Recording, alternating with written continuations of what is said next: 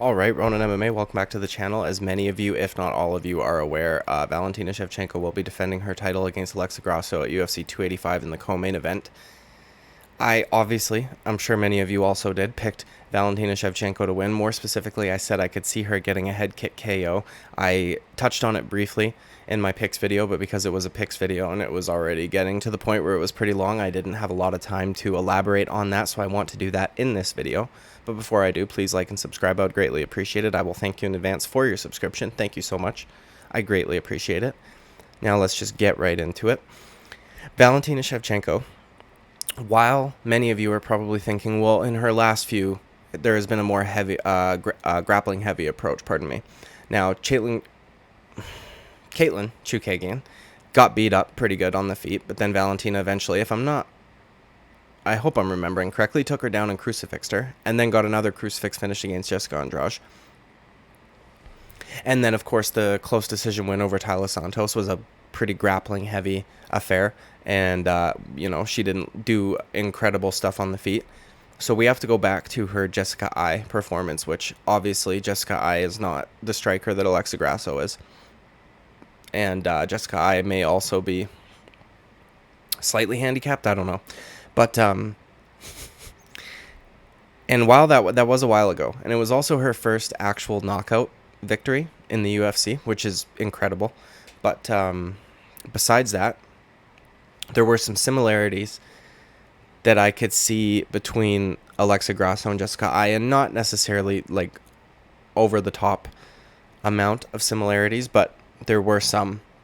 And Valentina Shevchenko, I don't think will be threatened by any grappling of Alexa Grasso whatsoever. Now, we have seen Alexa Grasso do pretty well in the grappling department recently, right? She got the choke over Joanne Calderwood, and even in her Maycee Barber fight, which is why I think she could potentially get head kicked here.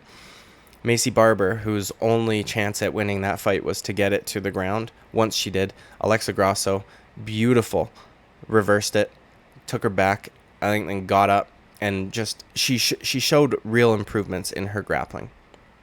Now, that fight, though, is why I could see Valentina Shevchenko potentially landing a head kick KO on Alexa Grasso, and if not a walk-off KO, it'll be the beginning of the end. More specifically, the back leg round kick when Valentina goes to southpaw. In her fight against Maycee Barber, with all due respect, is a horrible striker, and I do mean that with all due respect. Okay, she's horrible, and I can't stand her just anyways, but her striking is horrible to watch, and she's so overrated. First of all, she lost to Roxanne Modafferi, and Roxanne, crafty veteran, fine, Maycee Barber injured herself, but she was losing before that, and then she lost on the ground, which is like, if you've got a bad knee, the place you would want to take the fight is to the ground. You have to use your knee way less there. You're also allegedly this like insane grappler and whatever, workhorse, all this stuff, and you get beat up by an old lady. And then you try to steal her time on the mic after, which is annoying. Okay, don't like it. And you just make the excuse that it was only because of your knee and this and that, which is like, okay, lady, whatever. Then she comes back and gets a gifted decision over Miranda Maverick. I believe it was a split decision. I'm pretty sure, if I'm remembering that fight correctly, she should have lost, and I was a little disappointed with the decision, especially because I don't like Maycee Barber. But Maycee Barber, okay, if any of you have ever been in a kickboxing gym or an MMA gym or anything like that, at the beginning of like a lesson, maybe your coach will have you warming up. And there will be times where he'll ask you to shadow box, right? So you'll just be on the spot shadow boxing. They'll say, move your head and bounce on your feet. Now, not all striking coaches will do that. I'm talking more like traditional. I did kickboxing, so they were big on like hands up, all this stuff. Now, once you had been there for a while and progressed and you showed your own creativity, they would absolutely let that stuff slide. But to teach you the fundamentals off bat, they would have you do things like this. You could always tell who was A, not good, or B, brand new, based on the way they were moving their head and their body and bouncing from side to side during these shadow boxing or even pad work. Maycee Barber looks like she's brand new to a kickboxing gym. especially in that fight against Alexa Grasso. Michelle Waterson does the same thing, and I know that Michelle Waterson has like striking credentials, but she strikes best against no one. She strikes best against shadows. Okay. She does this thing where she like hunches her shoulders up and she acts like she's in a fucking Rocky movie or something, and it's so cringe because it's like, I know you're walking across the cage only to throw a kick 10 feet away from your opponent, so don't be acting like you're all whatever. Maycee Barber's movement, she does that similar thing with her shoulders and her hands, but her head movement and her bouncing back and forth like from foot to foot is so sporadic and completely pointless and useless, a waste of energy, is doing nothing. Nothing. Whereas Alexa Grasso is like, you know what I mean? Very subtle. She's moving. When she's moving, there's a purpose behind it. And Maycee Barber doesn't have that. She's just like all over the place. Herky-jerky, fucking god-awful. Now, that being said, there were times, especially in the second and third round, I believe, when Maycee Barber actually started landing on Alexa Grasso. Now, she didn't even come close to winning that fight, and the third round was the closest that she got. She's throwing like haymakers, and some of them are landing because Alexa Grasso, her style is so boxing central. Like, it's boxing heavy, boxing orientated, whatever, dude. She's a boxer. The way that she holds her hands, the way that she stands, the amount of weight that she puts on her lead leg, everything about her is boxing heavy. Now, she's got a decent left kick that she throws up from time to time. Has very little telegraph on it. It's nice. There's not a whole lot on it, but it does kind of just keep ladies at range, I guess. She doesn't use it very much, though. I think I saw her throw it twice in her fight against that Araju girl. But regardless, very boxing heavy, including her defense. And I touched on this briefly in my, I don't remember which video, but when we were talking about Jake Paul and Tommy Fury briefly. Boxing defense works for boxing. It doesn't work for MMA. You cannot do the things that Jake Paul was doing or that Floyd Mayweather does to get away from certain punches in an MMA fight against a high-level striker like Valentina Shevchenko and not get head kicked or kneed or something like that. Because Jake Paul, there were times when Tommy Fury would throw shots, and it was like Jake Paul went to an almost 90-degree angle from the hips. Like, his upper body would go to a 90-degree angle. He would dip down to his right, more specifically. And all I kept thinking was, Jesus Christ, man, I know this is boxing, but if you could throw kicks, you're dead. You can't do that in MMA. You can't do that in kickboxing. You cannot dip your head that low. You will get set up, and you will get knocked out. Point blank, period. Alexa Grasso does similar. She does not go down to the same extent that Jake Paul went down to. She doesn't go to like a 90-degree angle, but she probably goes to a 45. And that's a lot, okay? If you're 5'6", 5'7", I don't know how tall she is, and you're leaning down that much, you've just taken like 4 or 5 inches off of your height. Valentina doesn't have to get her leg up as high. And you're going to be going into it. So it's going to connect earlier at a higher velocity point. You know, not at the end of her kick, not just slapping with the toes. It'll be like shin to fucking side of the face. And she does that a lot. And that was some of the times when she got hit by Maycee Barber, was because she was trying to do a traditional boxing defense, whereas Maycee Barber ain't boxing, dude. She's just fucking swimming. And she hit her with some shit. And I went, Jesus, man, like, if Maycee Barber's landing shots on you like that, I can't not see Valentina landing some stuff. And the way that Valentina set up that head kick, I'm sure many of you know this, but I'll just go over it briefly. She opened that fight almost immediately throwing a body kick on Jessica Eye from southpaw stance back leg, so to the liver side.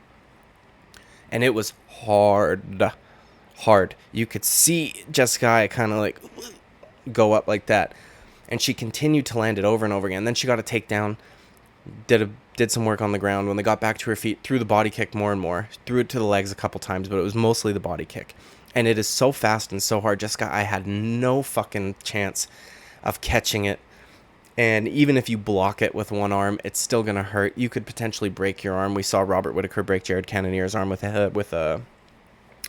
from Jared Cannonier blocking a kick. We saw, I think Rich Franklin broke his arm against somebody blocking a kick, perhaps Chuck Liddell. I can't remember off the top of my head, but we've seen it happen before. And I know that most ladies don't have the power to do that, or so you would think. But a kick is a very different thing from a punch, right? Obviously, it's way heavier, way more power behind it.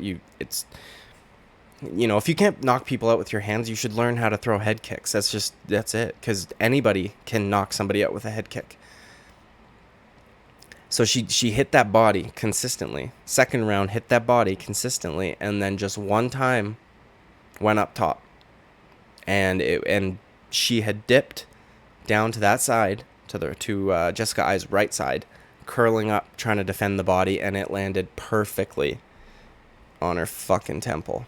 It was like heel, too, that landed. Oh, it was so brutal, dude. And you could hear Jessica Ai go, oof, like a Roblox character dying or something, oof, when it happened. Oof. And then flatline KO, leg twitching and shit. Now, as I said, Alexa Grasso is a way better striker. But offensively, she's a way better striker.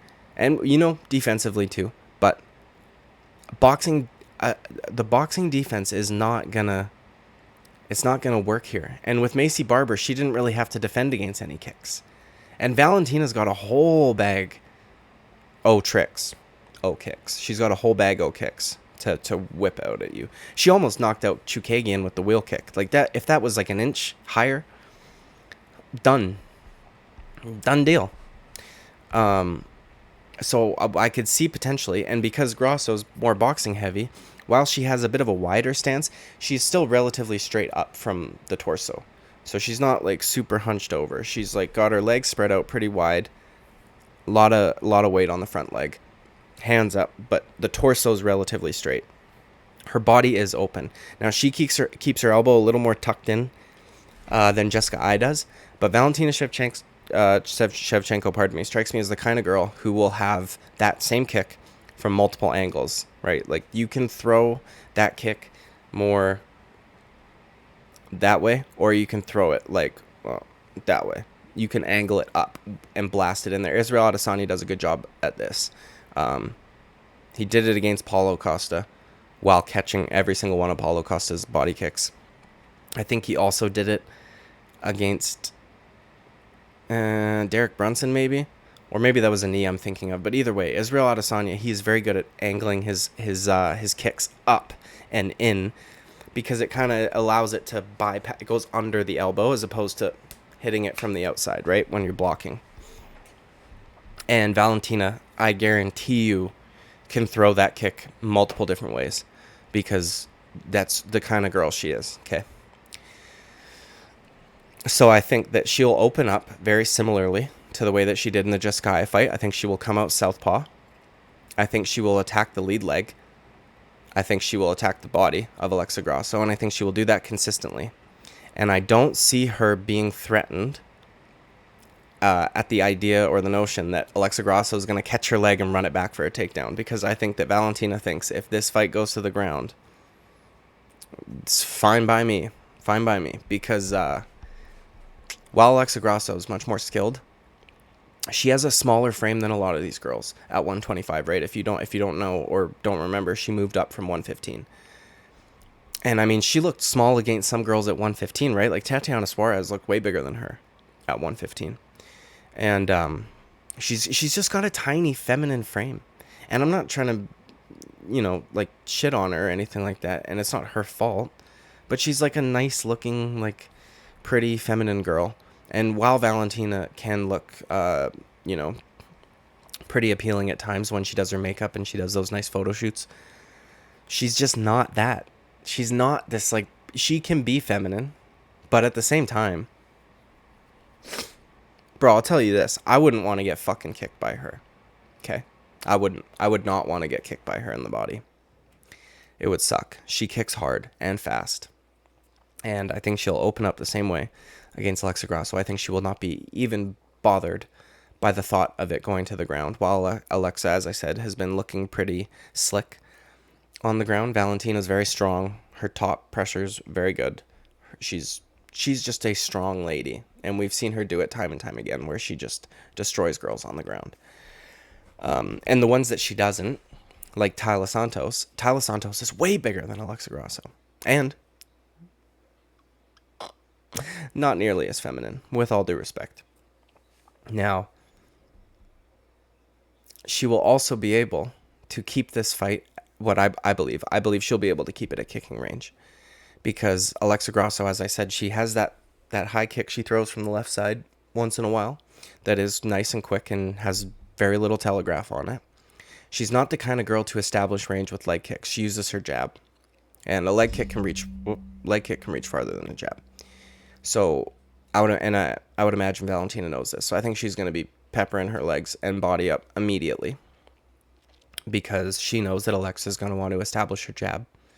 And Valentina wants to keep her just on the outside of her jab range, close enough that Alexa Grasso thinks, I'm getting closer, just one more inch, right?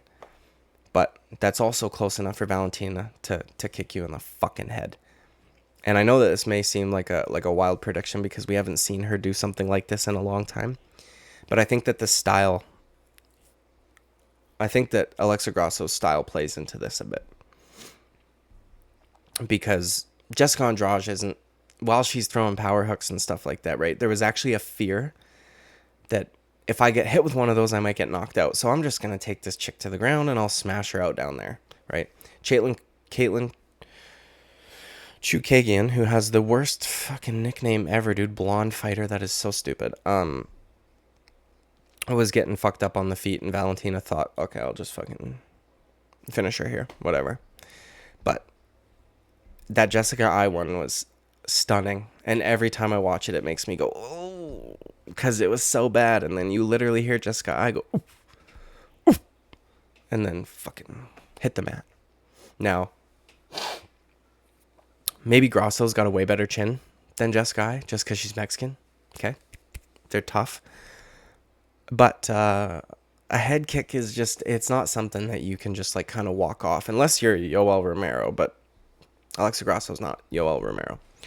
And so if it doesn't flatline KO her, or she rolls with it enough to the point where it doesn't flatline KO her, I could see that being, as I said, the beginning of the end. Valentina could also potentially, she threw that wheel kick a number of times against Chukagian, and it got closer and closer, and then it did eventually land, but it didn't land flush. I could see her trying to set that up here too, from an orthodox stance though, because if she's throwing a jab at Grasso, and Grasso slips to her right, not Valentina's right, Valentina's left, so Grasso will slip to her own right to avoid the jab, because she's not a parry heavy fighter. She slips a lot and likes to pull counter, which she's pretty good at. I'll give her that. I could see Valentina setting her up later for that spin kick, because if you fake, or even a spinning back fist, or some sort of spinning technique, if you can get them to slide enough to one side, that spins there. And I think, if I'm remembering correctly, Valentina likes to spin off of the orthodox stance, the wheel kick off the orthodox stance. So there's a few different types of kicks that could happen, but I really do feel that I just said that like a mongoloid, by the way. That was not grammatically correct whatsoever. There are a few different head kicks Valentina could potentially land here, and I don't know which one yet. I would argue that the back leg round kick from southpaw is probably the most likely, but I do see one of them landing and it hurting Grasso badly, and if not, KOing her off rip will be the beginning of the end for Alexa Grasso. And maybe I'm just disrespecting Grasso's game a little too much, but I don't see it. I don't. I mean, her wins aren't even that impressive, if I'm being brutally honest, man. I mean, Macy Barber ain't like a title contention fight. You know what I mean? And that Arajuwo girl, I mean, who? I'm not trying to be an asshole, but who? Like, come on.